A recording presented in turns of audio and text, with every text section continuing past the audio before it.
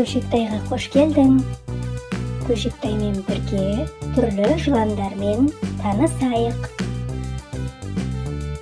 Жолбарыс питоны, бақша жыланы, қара мамба, королева кобрасы, таспалы жылан, жасыл түсті питон, бумсланг жыланы, гефер жыланы, көзілдірікті жылан, кәдімгі қарапайым жылан,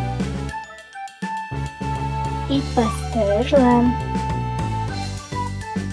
цейлон бойбасы, тікенекті бұға атты жылан, жүгері жылан,